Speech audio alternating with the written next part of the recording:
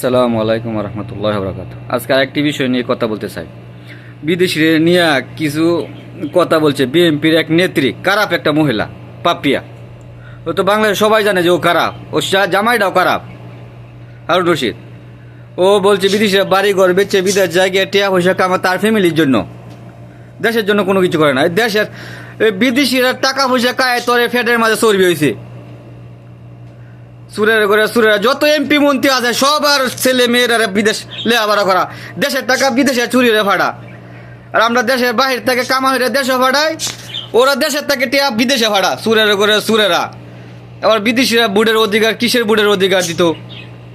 খারাপ একটা মহিলা।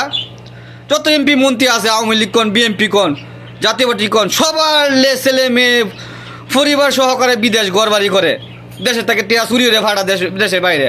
আর আমরা দেশের বাইরে থেকে টিয়া কামায় রোদের মাঝে 50 ডিগ্রি গরম, সৌদি আরব, কাতার, দুবাই, ওমান, এই থেকে টিয়া কষ্ট করে বাংলাদেশে ভাড়ায় আর চুরি হয়ে দেশের বাইরে ভাড়া। আর আয়াস থেকে কত শোনা হতো, দেন আওয়ামী লীগের 300 এমপি মন্ত্রী কই আছে দেশের বাইরে, টিয়া পয়সা সব চুরি হয়ে গেছে গা। আর এরা বলে বিদেশিরা কিছু করে না দেশের লাগিয়ে, কিসের বুটের অধিকার দিত? ও একটা খারাপ একটা মহিলা বিএনপির মধ্যে, ওই যে পাপিয়া। দেখতে দেওয়া যায় খারাপ। প্রবাসীরা টেহাকায় চর্বি হয়ে গেছে, ও আবার প্রবাসীরা নিয়ে মন্তব্য করে। খারাপের জাত করতে পড়ছে। বিএনপির মধ্যে যদি পদক্ষেপ না করা হয় পাপিয়ার জন্য, বিএনপি আরও ডাউনের দিকে যাইব। এমনি তো বিএনপি সমর্থক কমতেছে, আরও কমবো দিন দিন, আশা করি ইনশাল্লাহ।